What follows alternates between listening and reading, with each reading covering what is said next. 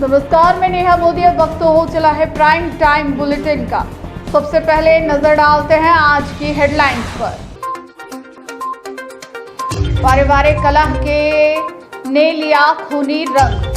पहली पत्नी को गोली मारने के बाद बेटे ने पिता को उतारा मौत के घाट। हमले में तीसरी पत्नी भी हुई घायल।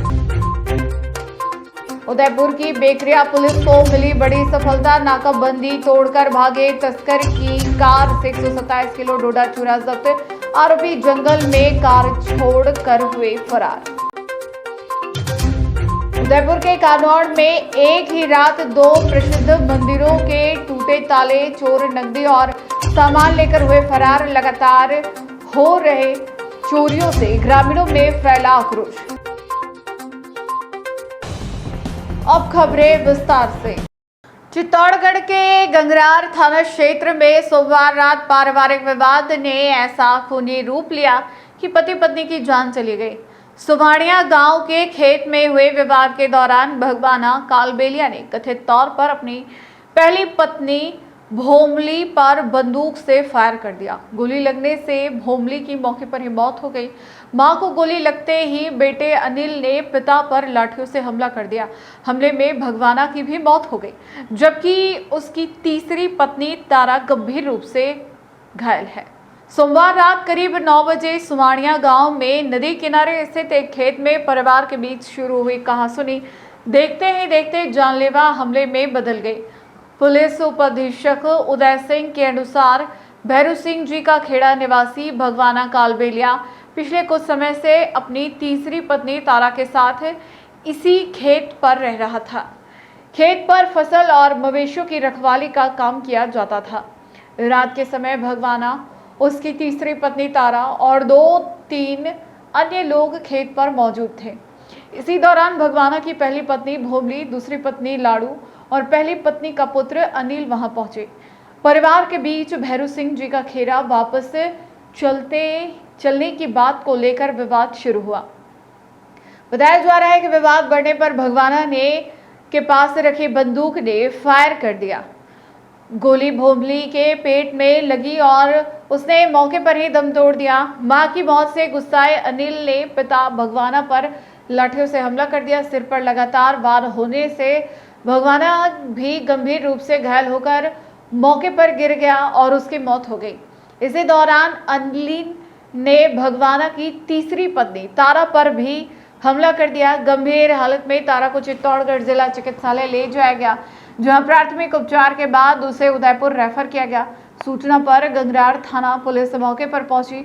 दोनों शवों को चित्तौड़गढ़ जिला चिकित्सालय की मोर्चरी में रखवाया गया है और पोस्टमार्टम की कार्रवाई की जा रही है। पुलिस ने घटनास्थल से साक्ष्य जुटाने के लिए एफएसएल टीम को भी बुलाया है। पुलिस के अनुसार शुरुआती जांच में विवाद की वजह पारिवारिक कलह सामने आई है। पुलिस आसपास के लोगों और परिजनों से पूछताछ कर रही है। रिपोर्ट के आधार पर हत्या का मामला दर्ज कर आगे की कार्रवाई की जाएगी। घटना के बाद मौके पर पुलिस जाब्ता तैनात है। सोनियाना सरहद पर जंगल में कोई घर है, वहाँ कोई बंदूक से फायर कर दिया। जिस मौके पर गया तो ये पता लगा कि भगवान लाल कालबेलिया था, जिसके 2 पत्नियां तो पहले से थी, जिसका एक का नाम भोमली और दूसरे का नाम लाडू था और तीसरी उसने रख रखी थी वहाँ, उसका नाम तारा था। तो भगवानिया तारा और इसके कुछ रिश्तेदार में बैठ के शराब पी रहे थे। पीछे से इसका मूल नेटिव वहाँ भैरू सिंह जी का खड़ा है। वहाँ से इसका जो भोमली का लड़का है अनिल और उसकी 2 बहू है भगवाना की, लाडू और भोमली, ये तीनों वहाँ मोटरसाइकिल पर आए। इनको कुछ थोड़ा विवाद चल रहा था कि भाई वो ज़मीन मेरे को भी कमा के देवे, या तो भैरू सिंह जी खड़े की देवे, या बकरी वगैरह का ऐसा लेन देन था। तो वो तारा गाली गलौज करने लगी। तो इस बात में इनके आवेश में आके उस भगवाना के पास बंदूक थी, जिससे फायर किया, वो भोमली के पेट में लगा। तो वो भोमली वहीं गिर गई और उसकी मौके पर ही डेथ हो गई। भोमली को फिर ये इसके रिश्तेदार लेके वहाँ भैरू सिंह जी खड़ा से लगे, वहाँ से कोतवाली वाले उस डेड बॉडी को लाके मोर्चरी में रखवाई गई रात को। और भगवाना की डेड बॉडी वहाँ मौके पर ही पड़ी थी, जिसको यहाँ सांवलिया जी हॉस्पिटल में लाए और मोर्चरी में रखवाया और तारा का प्राथमिक उपचार करवा के सांवलिया जी चिकित्सालय में और उसको उदयपुर रेफर किया। इस संबंध में थाना गंगराह पर प्रकरण दर्ज किया गया है हत्या का, जिसमें अनुसंधान जारी है। भगवान ने की हत्या किसने की? भगवान ने की हत्या अनिल ने उसके साथ लट से मारपीट की, उसके बेटे ने। गिरफ्तार कर लिया? अभी चल रही है, उसमें अनुसंधान चल रहा है। उदयपुर जिले में मादक पदार्थों की तस्करी के खिलाफ चलाए जा रहे विशेष अभियान में बेकरिया थाना पुलिस को बड़ी सफलता मिली है। NH 27 पर नाकाबंदी के दौरान पुलिस ने एक ब्रेजा कार को रोकने का प्रयास किया, लेकिन चालक नाकाबंदी तोड़कर तेज रफ्तार में फरार हो गया।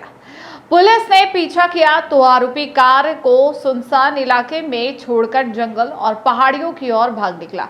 तलाशी में कार से 127 किलो 690 ग्राम अवैध अफीम डोडा चूरा बरामद हुआ।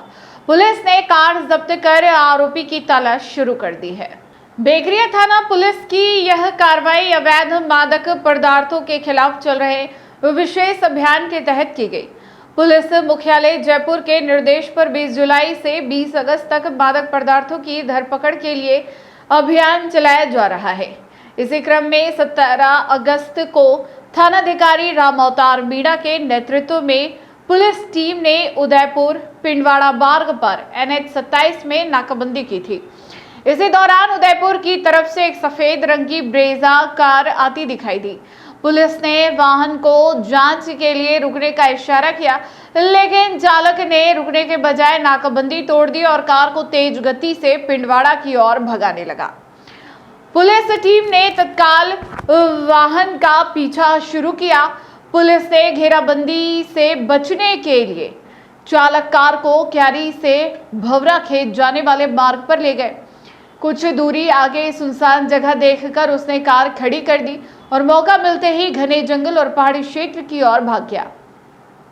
पुलिस कर्मियों ने आसपास काफी तलाश की, लेकिन आरोपी पकड़ में नहीं आया। इसके बाद पुलिस ने लावारिस खड़ी ब्रेजा कार की तलाशी ली। कार के अंदर 7 काले रंग के प्लास्टिक कट्टे मिले। जांच करने पर इनमें अवैध अफीम डोडा चूरा भरा मिला। वजन करने पर कुल 127 किलो 690 ग्राम डोडा चूरा बरामद हुआ। पुलिस ने मादक पदार्थ और तस्करी में इस्तेमाल ब्रेजा कार जब्त कर ली है। मामले में अज्ञात कार चालक के खिलाफ NDPS एक्ट की धारा 8/15 के तहत प्रकरण दर्ज किया गया है। फरार आरोपी की पहचान और गिरफ्तारी के लिए पुलिस की तलाश जारी है। कार्रवाई जिला पुलिस अधीक्षक उदयपुर डॉक्टर अमृता दोहन के निर्देश, अतिरिक्त पुलिस अधीक्षक मुख्यालय मुकुल शर्मा और कोटड़ा DSP डूंगर सिंह चुंडावत के सुपरविजन में की गई।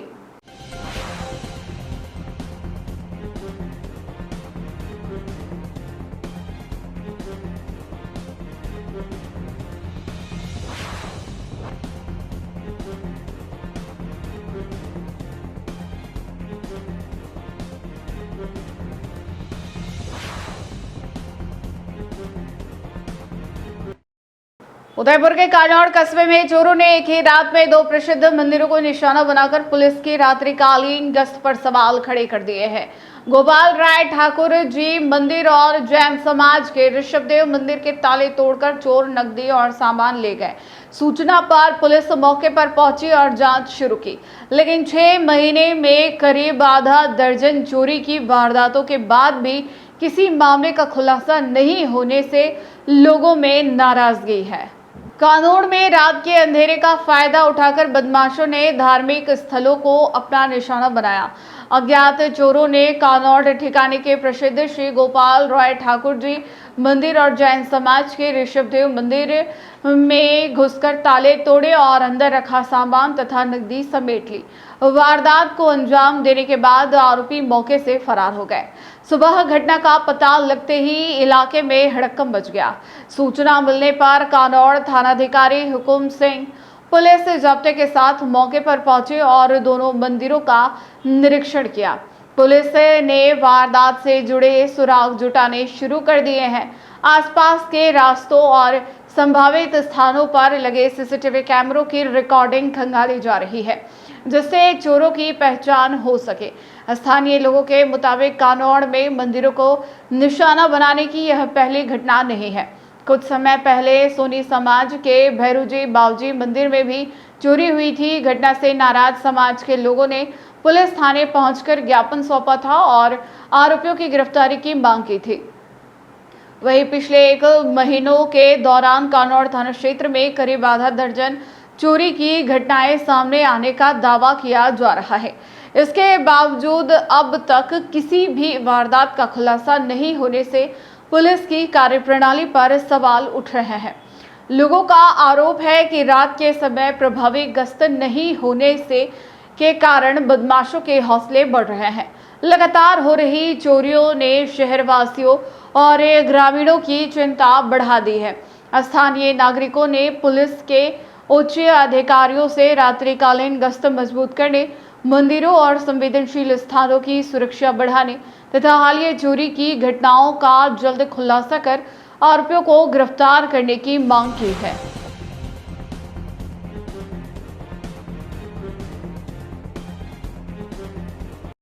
उदयपुर में लंबे इंतजार के बाद इलेक्ट्रिक सिटी बस सेवा शुरू हो गई है। पीएम ई बस सेवा के तहत मंगलवार से शहर की सड़कों पर 18 इलेक्ट्रिक बसों का संचालन शुरू किया गया। मुख्यमंत्री भंवरलाल शर्मा ने जयपुर से शाम 4 बजे वर्चुअल कार्यक्रम के जरिए बसों को हरी झंडी दिखाई। उदयपुर के साथ प्रदेश के 5 शहरों में इस सेवा की शुरुआत हुई है। धौल की पार्टी स्थित डिपो से बसें अपने निर्धारित संचालन के लिए रवाना हुई। उदयपुर में सार्वजनिक परिवहन व्यवस्था को बेहतर बनाने की दिशा में मंगलवार को एक नई शुरुआत हुई। पीएम ई बस सेवा के तहत शहर को मिली 18 इलेक्ट्रिक बसें अब सड़कों पर दौड़ने लगी है। धौल की पार्टी स्थित डिपो से इन बसों का संचालन शुरू किया गया। जयपुर में आयोजित कार्यक्रम के दौरान मुख्यमंत्री भंवरलाल शर्मा ने शाम 4 बजे वर्चुअल माध्यम से बस सेवा का शुभारंभ किया। इस सेवा की शुरुआत उदयपुर के साथ जोधपुर, कोटा, अजमेर और अलवर में भी की गई है। Jaipur city transport services limited की ओर से 17 अगस्त को जारी आदेश के तहत संबंधित नगर निगम आयुक्तों और प्रशासकों को अपने अपने शहरों तथा बस डिपो में उद्घाटन कार्यक्रम की आवश्यक व्यवस्थाएं सुनिश्चित करने के निर्देश दिए गए थे। उदयपुर में पीएम ई बस सेवा के लिए 18 इलेक्ट्रिक बसें पहले ही धौल की पार्टी डिपो पहुंच चुकी थी। बसों के संचालन को लेकर चालक और कंडक्टर की नियुक्तियां भी पूरी कर दी गई थी। इसके साथ ही बसों की तकनीकी जांच और संचालन संबंधी टेस्टिंग भी पूरी हो चुकी थी। इन तैयारियों के बाद मंगलवार को बसों को औपचारिक रूप से सड़क पर उतार दिया गया। इलेक्ट्रिक बसों के संचालन से शहर में सार्वजनिक परिवहन के विकल्प में बढ़ोतरी होगी। साथ ही पर्यावरण के लिहाज से भी यह सेवा महत्वपूर्ण मानी जा रही है। अब इन बसों के नियमित संचालन के साथ शहरवासियों को इलेक्ट्रिक सार्वजनिक परिवहन की सुविधा मिल सकेगी।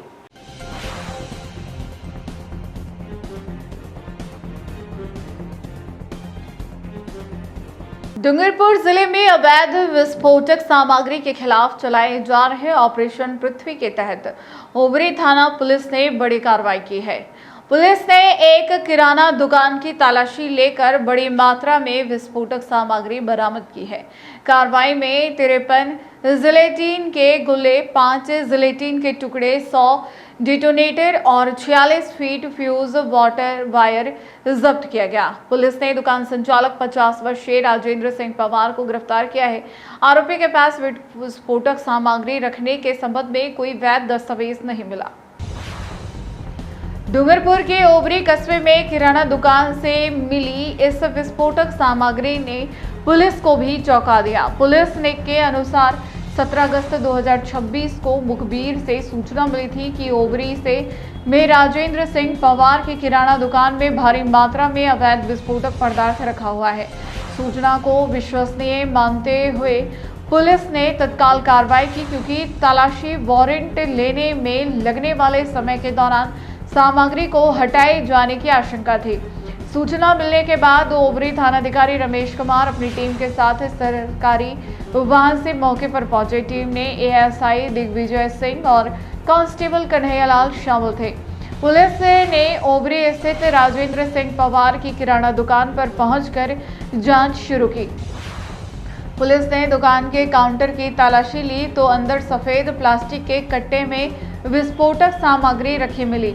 इसमें राज जेल 90 कंपनी के जिलेटिन के 53 गुल्ले और 5 टुकड़े 100 डिटोनेटर यानी कैप के और बत्ती वाला 46 फीट फ्यूज वायर बरामद हुआ। पुलिस ने दुकानदार राजेंद्र सिंह से इस सामग्री को रखने के संबंध में वैध दस्तावेज मांगे, लेकिन वह कोई कागजात प्रस्तुत नहीं कर सका। इसके बाद पुलिस ने पूरी सामग्री जब्त कर आरोपी को हिरासत में लिया।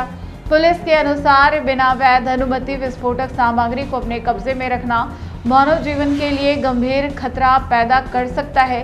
पुलिस ने दुकानदार के खिलाफ मामला दर्ज कर मौके से ही गिरफ्तार कर लिया।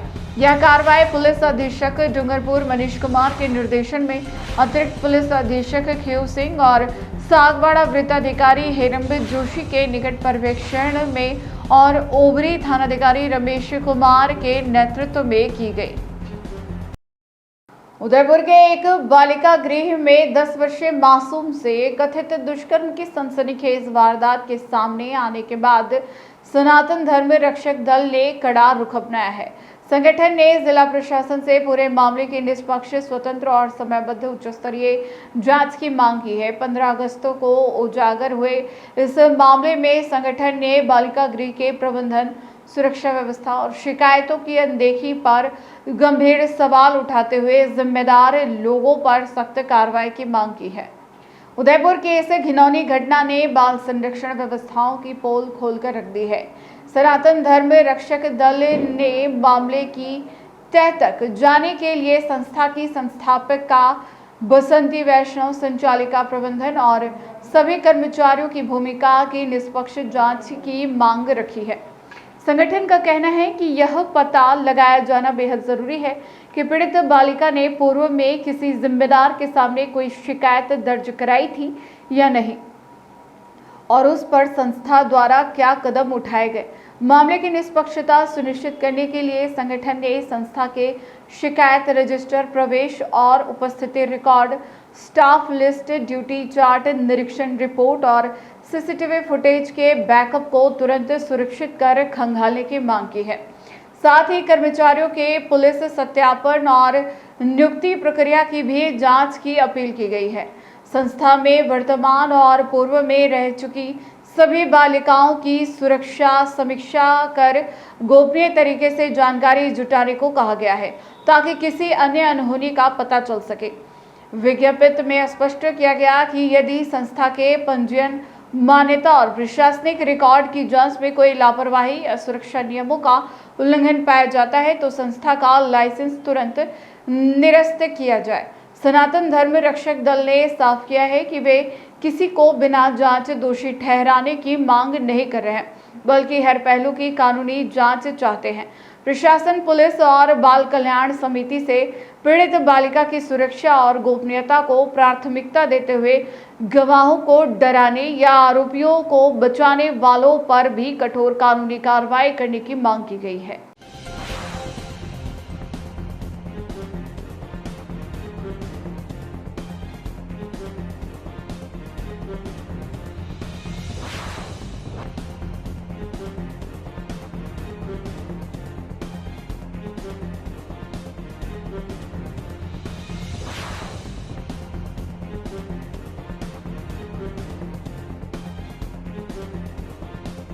डूंगरपुर में स्थानीय निकाय चुनाव को लेकर भारत आदिवासी पार्टी यानी बीएपी ने प्रेस कॉन्फ्रेंस कर अपनी रणनीति और मांगों को सामने रखा।